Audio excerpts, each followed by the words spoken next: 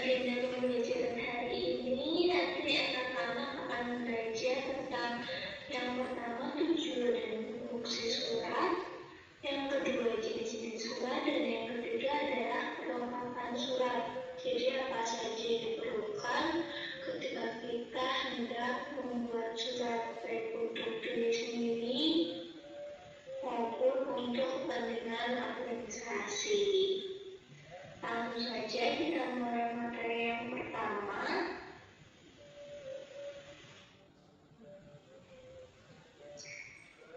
Tujuan dan fungsi surat ya. Yang pertama kita akan mempelajarinya.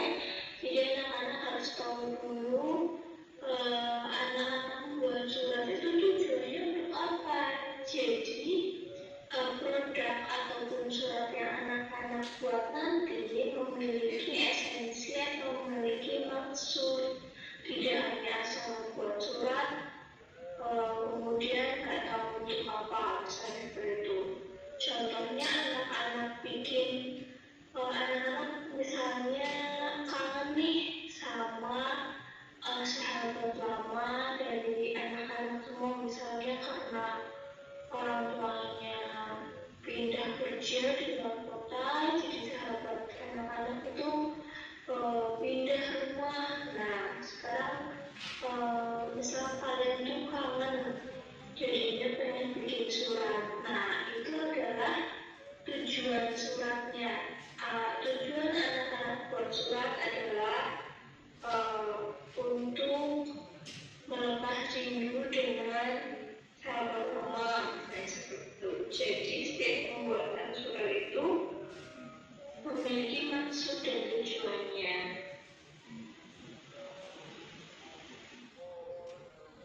Baik, kita sebelum masuk ke tujuan dan fungsi, kita harus tahu dulu nih apa itu surat.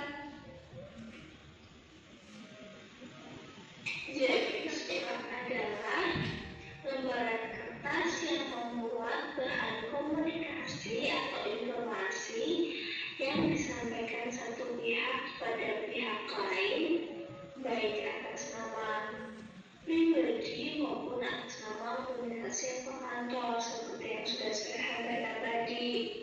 Contohnya surat karena pengen say hi atau misalnya melepas rindu dengan sahabat lama. Berarti kan selembar kertas itu membuat komunikasi atau informasi yang disampaikan kepada pihak lain. Pihak lainnya siapa? Yaitu sahabatnya kita yang berada di luar kota. Informasinya apa? Misalnya, hai Rudi, apa kabar? Kemudian aku rindu. Oh iya, misal bulan depan aku mau pergi ke kotamu, mungkin bisa kita agendakan untuk bisa bertemu dan sebagainya. Jadi ada informasi yang termuat di dalam surat tersebut.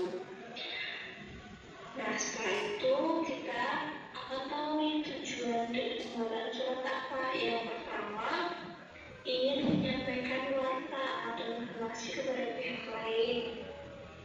Contohnya apa? Misalnya seperti tadi melepas rindu, terus kemudian bulan depan ternyata kita mau ke kotanya teman kita. Nah kita pengen ketemuan nih ceritanya. Nah itu kan memberikan informasi kepada sahabat kita untuk bisa mempersiapkan diri, atau misalnya mengkosongkan jadwal dan sebagainya. Yang kedua, ingin mendapat balasan, reaksi atau tanggapan dari penerima surat tentang informasi yang disampaikan tersebut.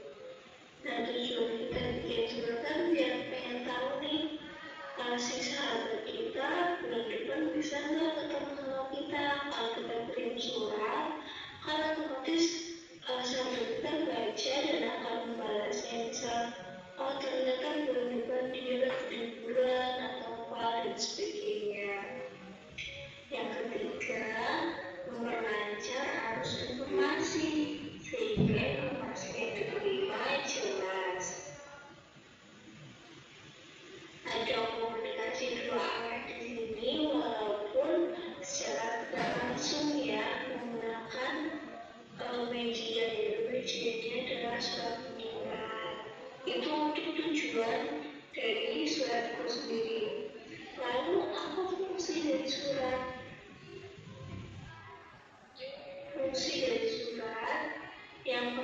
adalah sebagai duta atau pewakil dari si pengirim. Nah, kayak tadi kita mau mengirim surat ke sahabat lama kita. Nah, surat itu kan mewakili diri kita. Ibaratnya itu adalah kita ngomong tapi diwakili oleh kertas atau surat tersebut, seperti itu. Yang kedua, sebagai bahan bukti. Misalnya kita jual beli tanah, kan ada suratnya, sertifikatnya. Nah, itu digunakan sebagai bahan bukti misalnya kita ada sengketa. Yang ketiga, sebagai referensi. Misalnya kalian mau daftar sekolah harus menggunakan surat keterangan lulus, atau misalnya surat keterangan tidak mampu, atau surat keterangan juara dan sebagainya. Nah, itu surat-surat tersebut bisa dijadikan sebagai referensi. Yang keempat, sebagai pengalaman. Sebagai pengalaman ini masih ada kaitannya sebagai bahan bukti ya. Kemudian yang kelima, sebagai pengingat. Misalnya kalian minggu depan dapat undangan nih, surat undangan dari teman kalian yang ulang tahun. Nah, ketika kalian lupa, ternyata kalian lihat nih kertas di meja itu kertas undangan apa. Nah, setelah dilihat, oh saya dapat surat undangan lupa, seperti itu. Itu kan maknanya seperti itu untuk surat sebagai pengingat. Yang terakhir, sebagai penghemat tenaga, waktu dan biaya. Kenapa? Sekarang misalnya kalau tadi mau infoin kalau kita bulan depan mau ke kota teman kita, kalau kita harus naik bis ke sana, cuma kasih tahu kan membutuhkan banyak waktu, membutuhkan banyak biaya. Tapi ketika kita hanya mengirim surat, kita cukup misalnya kantor pos, biaya pengiriman cukup, sudah selesai, sudah sampai, teman kita sudah membaca dan bisa membalasnya jauh lebih efisien. Kemudian di anak-anak, setelah kita mempelajari tujuan dan fungsi, berarti yang selanjutnya adalah kita harus tahu juga apa saja sih jenis-jenis surat yang ada. Nah, masuk akhirnya yang kedua, kita belajar tentang jenis-jenis surat ya. Ada beberapa jenis surat menurut tertentu, misalnya menurut wujudnya, menurut cara pengelolaannya, menurut dinas pos dan sebagainya. Nah, semuanya itu akan kita pelajari juga hari ini ya. Baik, langsung saja kita masuk ke jenis-jenis surat yang pertama. Jenis-jenis surat yang pertama menurut sifatnya yaitu dibagi menjadi 4. Ada surat pribadi, surat dinas, surat sosial, dan surat niaga. Surat pribadi adalah surat yang dikirimkan atas nama pribadi, baik yang bersifat kekeluargaan, persahabatan, perkenalan, maupun sifat setengah resmi seperti surat lamaran. Nah, kalau contoh tadi yang surat mau menghubungi sahabat lama, berarti itu masuk ke surat pribadi atas nama pribadi ya. Nah, kalau surat setengah resmi itu contohnya adalah surat lamaran pekerjaan. Kemudian yang kedua ada surat dinas, yaitu surat yang diterbitkan oleh kantor-kantor pemerintah. Sebenarnya surat dinas ini berbeda dengan surat resmi. Namun karena sebagian besar surat dinas itu bersifat resmi, jadi secara awam atau orang-orang sering menyebutnya surat dinas itu juga termasuk sebagai surat resmi. Kemudian yang ketiga Surat sosial yaitu surat yang dipakai oleh organisasi kemasyarakatan, misalnya perkumpulan olahraga, organisasi kedaerahan, organisasi masyarakat lainnya yang sifatnya bukan mencari keuntungan. Misalnya ada surat dari lembaga CRT atau surat perang taruna dan sebagainya. Yang keempat adalah surat niaga, di mana surat niaga adalah surat yang memuat persoalan niaga dan dibuat oleh suatu badan perusahaan atau perdagangan. Jadi untuk surat niaga ini gampangnya adalah surat yang berkaitan dengan bisnis atau surat bisnis sama lainnya. Untuk bagian surat dinas, surat niaga akan kita pelajari sendiri di semester berikutnya secara rinci apa saja jenisnya, dan kita akan praktek satu persatu. Baik, kita lanjut ke jenis surat yang selanjutnya adalah jenis surat menurut wujudnya. Di sini juga ada 4, yaitu yang pertama surat biasa, yaitu surat yang penulisannya tidak menggunakan lembaran khusus, cukup kertas surat biasa, dan pengirimannya tidak berdasarkan pertama asli karena tidak memakai biaya pengiriman kilat atau cap khusus, misalnya surat ucapan selamat. Jadi untuk surat biasa ini yaudah surat seperti biasa pada umumnya, gak ada perlakuan khusus, misalnya harus cepat sampai, harus orang tertentu yang terima, dan sebagainya. Kemudian surat memo atau memorandum adalah surat yang digunakan untuk komunikasi secara tertulis di lingkungan kantor atau organisasi itu sendiri dan sifatnya informal. Umumnya isinya berupa pemberitahuan, permintaan, atau hal lain. Nah, penulisannya juga diketik atau ditulis tangan.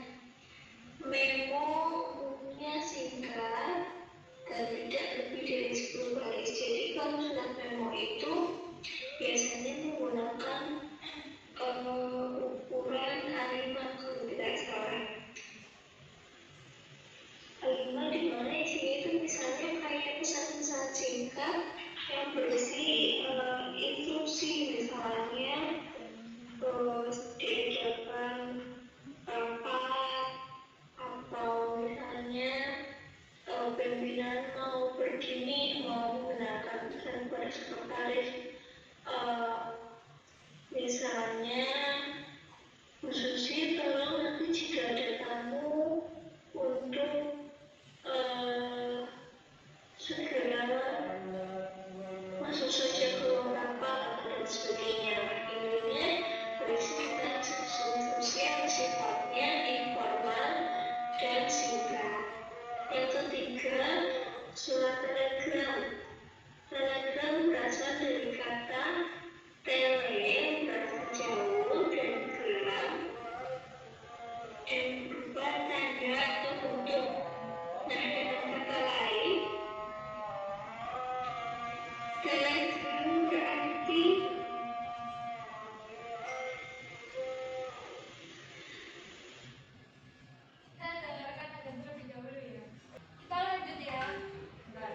pemindahan tulisan dengan bantuan pesawat telegraf dalam jarak jauh.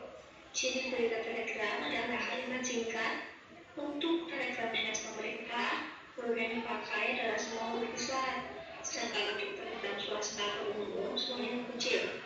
Berita telegram ditulis pada telegram telegram yang disediakan oleh kantor telegram. Kalau ini sepertinya sudah jarang digunakan dengan seperti ini ya. Kemudian yang terakhir adalah kartu pos. Adalah segala macam surat yang ditulis di atas karton yang berukuran 15 x 10 cm yang disahkan pemakaiannya oleh perum postel. Ukuran kartu pos demikian terbatas sehingga dalam pemesan berita harus singkat dan tidak rahasia. karena pengiriman kartu pos tidak menggunakan saldo khusus. Jadi kartu pos itu biasanya kan hanya selembar kertas untuk bayar atau kertas karton. Biasanya halaman depannya itu berisi pemandangan atau gambar. Sedangkan baliknya itu digunakan untuk menulis pesan yang kita sampaikan. Nah, pesannya pun diusahakan tidak bersifat rahasia karena kartu pos itu tidak pakai saldo lagi. Misalnya biasanya kartu pos itu berisikan pemandangan luar negeri nih. Nah, kartu pos gambarnya gambar Paris, dan di baliknya berisi pesan misalnya untuk membuka sahabat untuk bisa pergi ke Paris bersamaku, seperti nanti dikirim dan sebagainya. Itu contoh untuk kartu pos. Kemudian kita lanjut ya untuk jenis surat yang selanjutnya.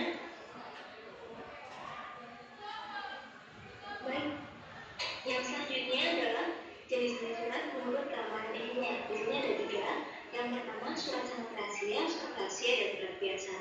Nah, surat sangat rahasia adalah surat yang berisi dokumen penting yang berhubungan dengan rahasia keamanan negara.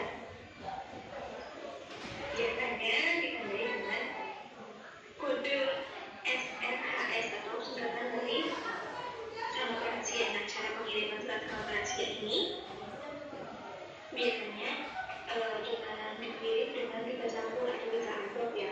Nah, sampul pertama sama sampul kedua itu ditulis alamat lengkap dan dilem, kemudian ditulis kode SRHS. Nah, sebaiknya untuk surat sangat rahasia juga ditulis sekalian UP atau untuk perhatian untuk pada siapa surat tersebut memang harus ditujukan. Nah, yang terakhir sampul ketiganya itu hanya ditulis dengan alamat surat biasa, tidak diberi kode dan tidak diberi maksudnya, agar tidak mengundang perhatian awam jahil untuk mencuri rahasia yang dibawa surat tersebut. Biasanya itu kita sangat rahasia di misalnya kemiliteran dan sebagainya. Kemudian yang selanjutnya ada surat rahasia, yaitu surat yang berisi dokumen ringan yang hanya boleh diketahui satu atau oleh beberapa orang pejabat tertentu dalam suatu instansi. Nah, cara pengirimannya itu menggunakan 2 sampul. Kalau tadi sangat rahasia 3, kalau yang rahasia hanya 2 sampul. Sampul pertama ditulis alamat lengkap dan kode RHS atau RHS dilem, sedangkan sampul kedua seperti surat biasa. Contohnya misal surat dokumen kepada instansi setempat, atau misalnya dokumen perusahaan yang tidak boleh semua orang tahu atau hanya beberapa orang yang boleh mengetahuinya. Kemudian yang terakhir ada surat biasa, yaitu surat yang jika isinya terbaca oleh orang lain tidak akan menimbulkan kerugian bagi organisasi maupun pejabat yang bersangkutan. Misalnya surat tentang undangan atau surat pemanggilan rapat dan sebagainya. Lanjut ke jenis surat yang berikutnya, yaitu proses penyelesaiannya ada surat sangat segera, apabila surat segera dan surat biasa. Kalau surat sangat segera adalah surat yang memerlukan penyelesaian sangat segera. Surat ini harus didahulukan dari surat lainnya, baik dalam proses pembuatan kode SRHS yang hanya boleh diketahui satu atau oleh beberapa orang pejabat tertentu dalam suatu instansi. Nah, cara pengirim. Lanjut ke jenis surat yang berikutnya, yaitu menurut proses penyelesaiannya ada surat sangat segera, apabila surat segera dan surat biasa. Kalau surat sangat segera adalah surat yang memerlukan penyelesaian sangat segera. Surat ini harus didahulukan dari surat lainnya, baik dalam proses pembuatan maupun proses pengiriman. Biasanya surat-surat ini adalah surat yang memenuhi syarat urgent atau penting, yang apabila surat tersebut tidak segera dilanjuti maka akan mengakibatkan akibat yang fatal bagi perusahaan. Kemudian surat segera yaitu surat yang memerlukan penyelesaian dengan segera, tetapi tidak sesegera surat-surat yang pertama tadi ya. Nah, bila dikirimkan dengan via pos, biaya perangko surat ekspres tentu lebih besar dari perangko surat biasa. Ibaratnya kalau surat segera itu level surat biasa. Baik, untuk selanjutnya lagi jenis surat yang berikutnya. Jadi surat yang berikutnya ada menurut dinas pos. Di sini ada 3, yaitu surat biasa, di mana surat ini dikirim secara biasa tanpa misalnya harus cepat atau apa, dan menggunakan perangko yang termurah, misalnya perangko 300 atau 2000 dan sebagainya. Yang kedua ada surat kilat, di mana setiap pemberangkatan dan pengantarannya diutamakan dari surat biasa. Diusahakan bahwa surat itu harus sampai dalam 1 kali 24 jam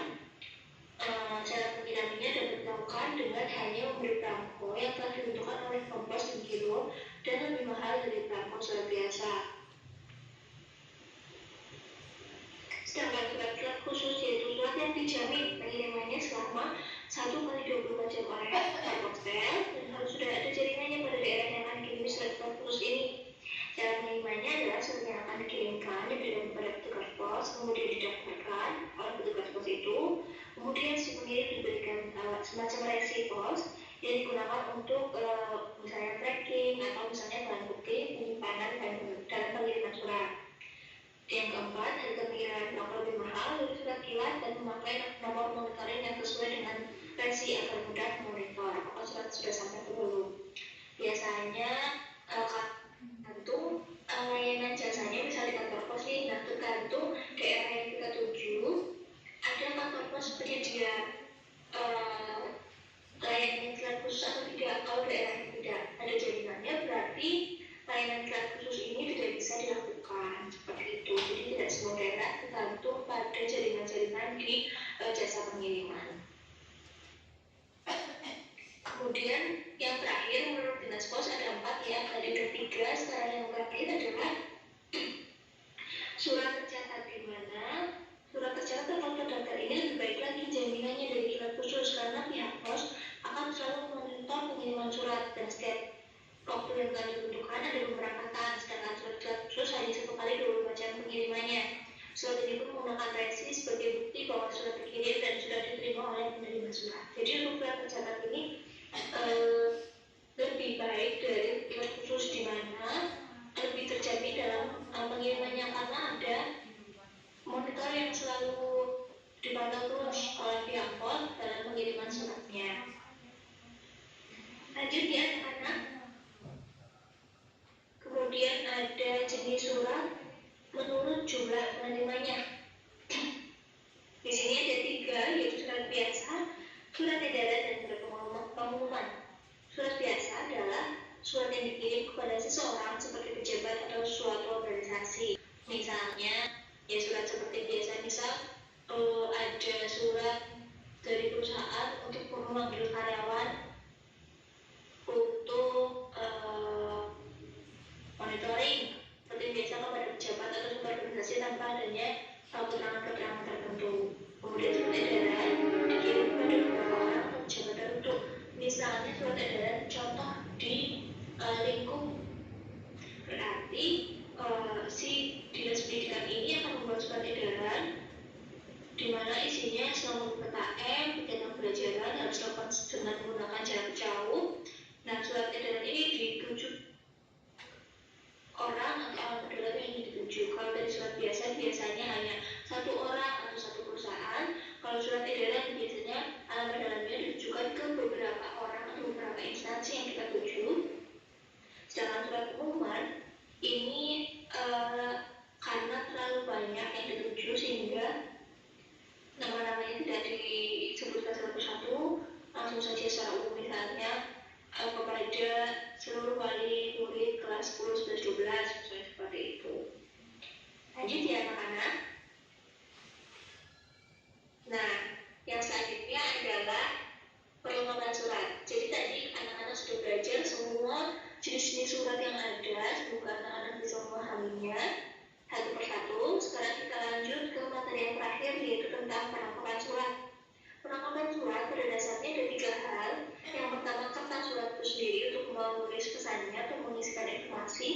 Yang kedua, amplop surat atau sampulnya, ibaratnya dibajui dulu suratnya.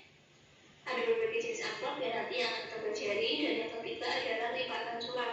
Lipatan ini adalah agar surat yang kita buat disusun secara rapi, jadi enggak surat hasil lembaran langsung dimasukin ke amplop seperti itu, kan enggak rapi, malah jadi khusus atau misalnya bisa saja robek dan sebagainya. Tapi ketika dilipat dengan rapi, surat akan terlihat indah dan yang pembaca pun akan merasa dihargai karena pesan yang diberikan dibuat dengan sungguh-sungguh seperti itu. Kita lanjut, kita akan kupas satu persatu. Kertas surat, ada beberapa jenis kertas surat yang biasa digunakan dalam penulisan surat ya. Yang pertama adalah kertas folio, biasanya untuk lembaga pemerintah, kertas parto untuk penulisan ilmiah, A4 untuk perusahaan swasta,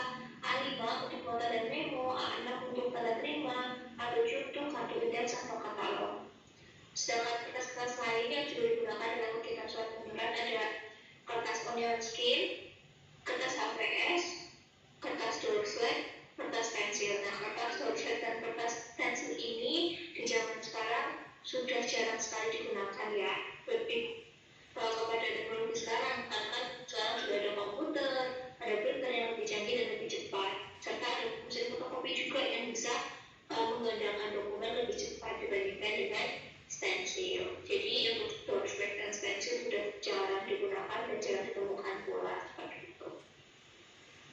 Lanjut ya anak-anak. Baik anak-anak, yang selanjutnya kita akan belajar tentang amplop surat ya. Nah, amplop ini digunakan sesuai dengan jenis surat ataupun kepentingan surat serta bentuk surat yang kita buat amplopnya atau lipatnya ya. Nah, misalnya di antara bentuk-bentuk ini adakah amplop yang familiar atau biasa anak-anak temui? Misalnya amplop-amplop yang seperti ini biasanya berwarna coklat ya. Nah, itu yang ada pacinya seperti ini biasanya anak-anak temui untuk bisa lamaran pekerjaan seperti itu. Sedangkan kemudian lagi surat yang ada jendelanya seperti ini biasanya ada semacam plastik beningnya. Nah, itu biasanya digunakan untuk surat yang misalnya alamat dalamnya kelihatan seperti itu. Jadi nanti alamat dalamnya tidak usah ditulis lagi dalam amplop, bisa dilihat langsung di jendelanya. Kemudian yang selanjutnya ada amplop yang bernama amplop standar atau bifold. Nah, bifold yang ini yang biasanya kita gunakan untuk sampul mengirim surat yang biasa atau secara umum kita gunakan ada yang bifold seperti ini, dimana bentukannya jangan sampai salah atau emang hampir mirip dengan draft ya. Draft sama bifold itu biasanya sering kita gunakan. Untuk surat umum biasanya menggunakan ini. Dan nanti kalau praktek pun kita akan menggunakan salah satu dari ini seperti itu. Lanjut ya, yang terakhir kita bahas tentang lipatan surat. Nah, lipatan surat ini ada 9 lipatan surat kalau sekarang. Secara umum memang ada 8 yang kita pelajari, di mana ada lipatan baku atau standar, di mana ini dilipat menjadi 3. Lawannya lipatan standar ada lipatan akordion, dilipat menjadi 3 juga, tapi dengan cara yang berbeda. Kemudian ada lipatan tunggal.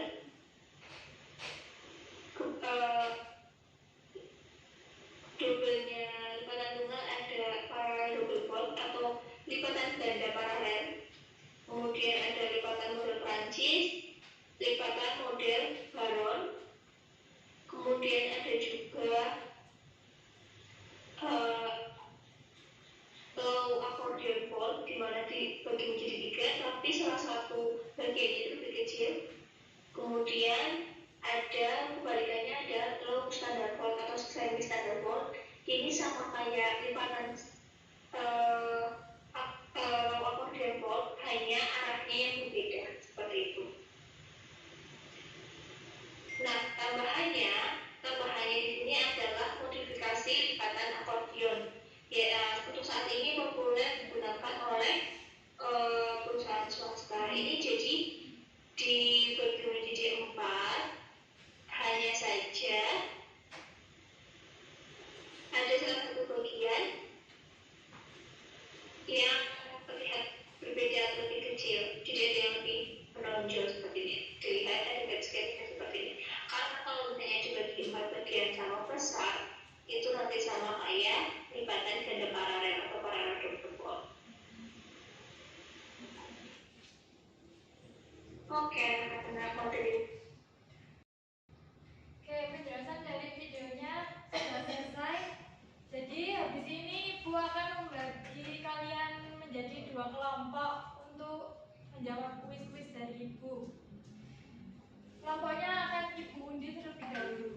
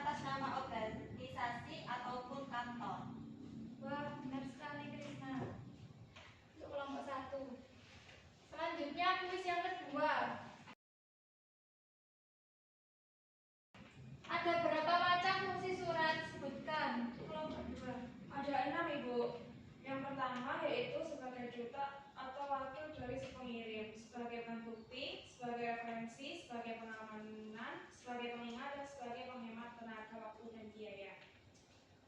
Bagus, jawabannya tepat sekali ya. Selanjutnya kuis yang ketiga. Ada berapa macam jenis-jenis surat? Sebutkan. Saya Ibu. Ya. Ada 6 surat, yaitu yang pertama surat menurut sifatnya, dan yang kedua surat menurut wujudnya, yang ketiga surat menurut keamanan isinya, yang keempat surat menurut proses penyelesaiannya, yang kelima surat menurut dinas pos, dan yang terakhir surat menurut jumlah penerimanya. Wah, benar sekali Putri. Selanjutnya kuis keempat. Sebutkan jenis-jenis surat menurut sifatnya dan berikan penjelasannya.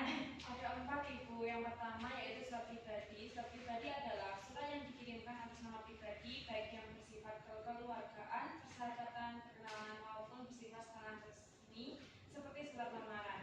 Yang kedua yaitu surat sosial. Surat yang dipakai oleh organisasi kemasyarakatan, misalnya perkumpulan olahraga, organisasi kedaerahan, dan organisasi masyarakat yang bersifat bukan mencari keuntungan. Dan yang ketiga yaitu surat dinas. Surat yang diterbitkan oleh kantor-kantor pemerintah. Sebenarnya surat dirias berbeda dengan surat resmi, namun karena sebagian besar surat dinas bersifat resmi. Surat dinas sering disamakan dengan surat resmi. Surat yang keempat yaitu surat niaga, adalah surat yang memuat persoalan niaga yang dibuat oleh suatu badan perusahaan atau perdagangan. Bagus sekali jawabannya, lengkapnya. Selanjutnya kuis kelima. Sebutkan jenis-jenis kertas apa saja. Saya Ibu.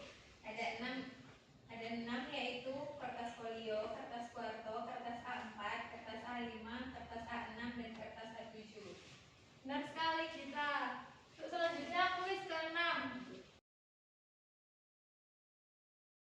Ada berapa macam jenis-jenis lipatan surat dan sebutkan. Ada 8 Ibu, yaitu lipatan baku atau standar fold, terus lipatan akordion atau akordion fold, lipatan tunggal single fold, lipatan model Prancis atau French fold, lipatan setengah baku semi standar fold, lipatan setengah akordion semi akordion fold, lipatan ganda paralel atau paralel double fold, dan lipatan model baron atau baronel fold. Baik, betul sekali Wuri. Baik, kuisnya sudah selesai. Sekarang dari video tadi siapa yang dapat menyimpulkannya?